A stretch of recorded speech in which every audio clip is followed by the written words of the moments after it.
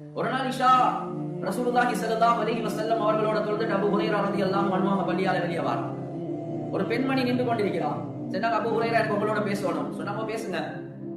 அந்த பெண்மணி சொன்னா, நான் ஒரு பெரிய ஒரு பாவத்தை செஞ்சேன், எனக்கு மன்னிப்பு இருக்குதா? சரி, அப்படி பெரிய பாவம் என்ன செஞ்சீங்க? சொன்னாங்க, நான் விபச்சாரம் செஞ்சிட்டேன். சரி, அந்த விபச்சாரத்தின் மூலமாக கிடைச்ச குழந்தையை நான் கொலை செஞ்சிட்டேன் என்பதா? இத சென்ன உடனே அபூ ஹுரைரா ரலியல்லாஹு அன்ஹு அவங்க சொன்னாங்க, ஹலக்தி வ ஹலக்தி.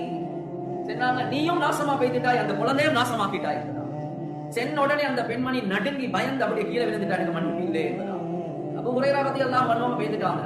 ஆனா வீட்டுக்கு போனதுக்கு போறோம் மனசு உடுது இல்ல. ரசூலுல்லாஹி ஸல்லல்லாஹு அலைஹி வஸல்லம் அவங்க ஹயாத்தோட இருக்கக்கூடிய நேரத்துல நான் என்னத்துக்கு முந்தி ஃபத்வா கொடுக்கணும்? அடுத்த நாள் காலையில ஃபஜ்ர தொழுதுட்டு ரசூலுல்லாஹி ஸல்லல்லாஹு அலைஹி வஸல்லம் அவர்களை சந்திச்சு சொல்றாங்க, யா ரசூலுல்லாஹ், நேத்து ராவு இப்படி ஒரு நிகழ்வு நடந்துச்சு. சரி, என்ன சொன்னீங்க? நான் இப்படி சொல்லிட்டேன். ரசூலுல்லாஹி ஸல்லல்லாஹு அலைஹி வஸல்லம் அவங்க சொன்னாங்க, இன்னா லில்லாஹி வ இன்னா இலைஹி ராஜிஊன். அபூ ஹுரைரா, உனக்கு என்ன நடந்துட்டு? ஹலக்த வ அஹ்லக்தஹா, நீ நாசமா போய்ட்டாய், அந்த பெண்ணையும் நாசமாக்கிட்டாய். ஏன் அப்படி சொன்னீங்க? நீங்க குர்ஆனுடைய ஆயத்தை ஓதி பார்க்கலையா?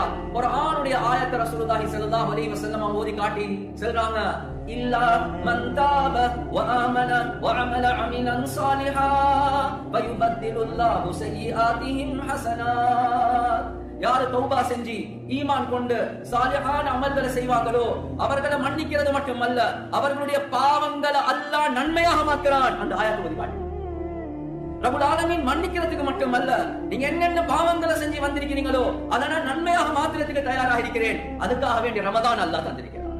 எனவே நிராசை இல்ல ரப்புல் ஆலமீன் எதிர்பார்க்கிறான், வேண்டிய பாவி அல்லாஹ் மன்னிக்கிறது.